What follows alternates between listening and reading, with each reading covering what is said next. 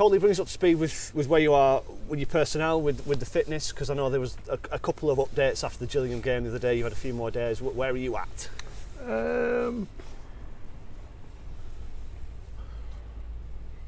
There's been a little bit of sickness that seems to be clear enough. We had one or two lads who hadn't trained because they each felt a few strains and that, but no, we've still got Matt and Joe out there for a few weeks with strains, but we should be having Joe back into the fold this week, and I think Mitch Clark's been struggling with it, a couple of things and a bit of illness, but hopefully he'll be back, and Sam Sheridan will be back as well. Harvey Rogers, I think, is the only one you didn't mention. Oh yeah, big Harvey. Yeah, hopefully Harvey will be in contention for a spot on Saturday as well. I guess it's kind of a mixed blessing. It's a 6 and 2 threes, isn't it? You get a couple back, and then Matt Butcher and Joe Pritchard get ruled out. You're used to it by now. Is it just kind of an occupational hazard, something you have to accept? Ronnie Barker, HMS Slade. I think it's one of the hurdles that every football manager faces, and just have to get on with it, really. And you know, whenever someone goes out injured, you're not happy with that, but it does open the door for somebody else in the squad, and you know, people have took them in the past, so let's hope people take them again. I think it's fair to say that Gillingham wasn't a classic, but the clean sheet, psychologically, is that something that you take from it? Probably the only thing you take from it? No, not the only thing we take from it. You know, we watched the game back in full on Tuesday with the players, and you know, we broke it down, analysed it. You know, the lads were quick to stop it when they thought they wanted to have an opinion. And again, you know, you watch it back again, and we weren't as bad as what I thought, but we were still guilty of giving the ball away too cheaply, and that's something that we've got to work hard on. And if you look at the teams who play well, particularly the top flight teams, they take the ball under pressure, they handle the ball under pressure, they break lines, they make better decisions, and that's something that we're always aspiring to do. And you know, you've got to aspire to be as best as you possibly can. We've talked about defending and making mistakes or not making mistakes. Was that the difference in keeping a clean sheet, or was it a different performance? Was there something different that they did? No, you need a little bit of luck along the way. You know, they missed a couple of chances that, you know, an under 80 possibly would have put in. But there was some heroic defence, you know, people throwing the bodies in the line. And, you know, yeah, it's a fine balance between making mistakes and not getting punished, and being tight and well organised and well drilled. And all that well drilled and well organised can go out the window if someone makes an individual mistake. And even then, it doesn't really go out the window until that individual mistake gets punished. So we got away with a couple of mistakes on Saturday that we haven't normally got away with this season. But there was some good defending, and you know, it's long been documented that we had a spell where nearly every shot on our goal went in. You know, Toby started to make some saves now, and that's, you know, there's times when you say, well, the goalkeeper wasn't at fault for that goal, and you'd probably be right. But at some point, you have to start making good saves. You know, saves that they're not expected to make, and that's what helps you throughout the season. And thankfully, Toby started to do it. Let's talk about training. I think it's the first time we've stood here and it's been genuinely freezing cold. You're getting into the winter, you're getting into the difficult conditions. How hard is that to manage and get the amount of time on the training pitch that you want and need? I didn't quite understand that, because you would normally say cowed, freezing cowed. I don't know, there's something about that AstroTurf that's probably 7 degrees lower than anywhere else in the world. No, we're going to be on the grass today, which is good for us. I know the lads are enthused about that. That's something you have to deal with in this climate and in this country. And as much as I'm an advocate of summer football, I don't think you can beat it when it's raining and there's mud and blood splashing around. And I should know from when I played that there was a lot of that. But you have to deal with different conditions, and you'd have to coach your players to deal with different conditions. I know it's an ongoing project to find somewhere where you can be training and kind of call home. Is that situation easier now than it was in the past, or is it something that you've become more accustomed to, just having to be kind of pragmatic about it? Bit of both. You know, Andy Holt has done wonders for this club, and I know it's a constant frustration for him that he hasn't been able to nail down that training ground. And you know, the one that we've got fenced off now, you know, going down the line, that'll be okay, and we'll be able to train on that. But things get taken out of your hands, and certainly things have been taken out of Andy's hands, you know, with the problems with the drains. But he's been proactive about it. He's got it fenced off now, so there won't be any more damage getting done to it.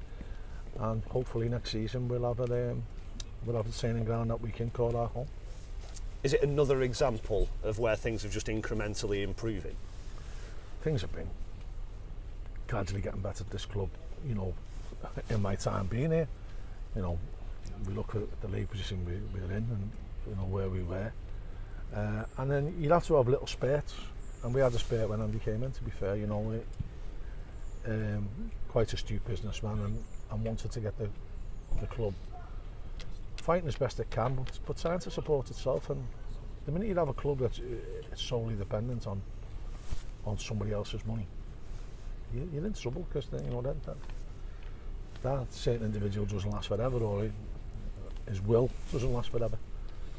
So I think it's important that we start generating money ourselves. Obviously, the club that he's building behind, the actual physical club,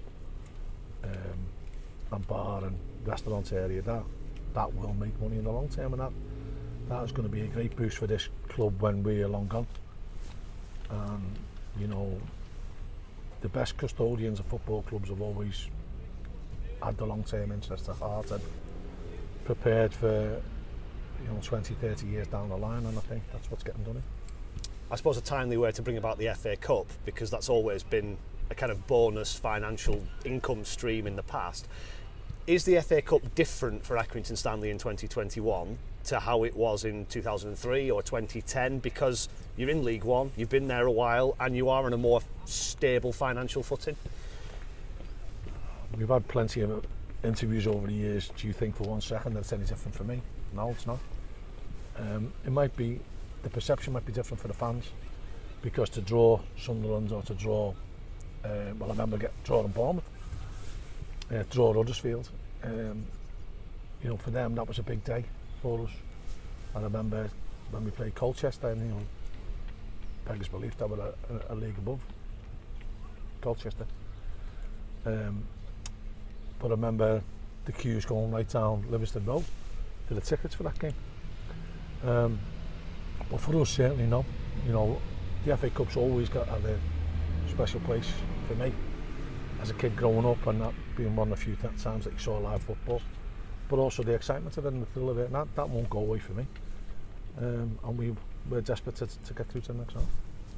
Is the external pressure different though? Being the League One team going into a game against, and the chances are you'll be against a team from a lower division or a lower position, as you are this weekend. You've got to deal with that. When we were in the conference, we played against teams who were lower than us, and we played against teams that are. It doesn't matter who you play. They say the cup's a great level, and it is. And I'm sure that the Port Vale fans, the Port Vale players, are looking forward to this game, just as we are. On the financial thing, there's obviously great prize money available. You can go on a great run. Do you think about that until you get to maybe the third or fourth round? As perhaps in the past you might have been thinking 10, 15 grand worth of prize money can pay some wages. A club of our size, still £10,000, £15,000 a lot of money for us. So we won't be certainly sneezing at the first round prize money. We're desperate to win the game. On a personal note, I just want to win every game of football that my team plays in, or our team plays in. So from that, I can't want to win any more or any less, no matter how much it could be £1 billion at stake or £1. It wouldn't change my will to win, because you can't get more than 100%. Everyone says it, put 110% in is a fallacy. You've had some mixed fortunes in the FA Cup in recent years. You've been to the fourth round twice in the last 5 or 6 seasons, but you've been knocked out in the first round a couple of times. I guess that sums up what the cup can do to you, doesn't it? Yeah. was having a conversation with Coley there before, and I don't think he's ever won an FA Cup game, or an FA game for that matter. So, that's something that he's going to have to change. But the game is on the day, and it doesn't matter what's gone on before or what's going to go on afterwards. You know, they've been in rich vein of form. Port Vale, they're a good team. I've got a lot of respect for their manager. You know, he's one of, I think, one of the good managers, the good lads who you can speak to, and on the same level. You know, we can relate to each other and our teams. And I'm looking forward to seeing them, and you know, hopefully it'll be a pleasant result after the game. But you know, for the 90 minutes, it's going to be tough. Yeah, you touched on Port Vale there. It doesn't make a difference, does it, what division they're in? No, not at all. And you know,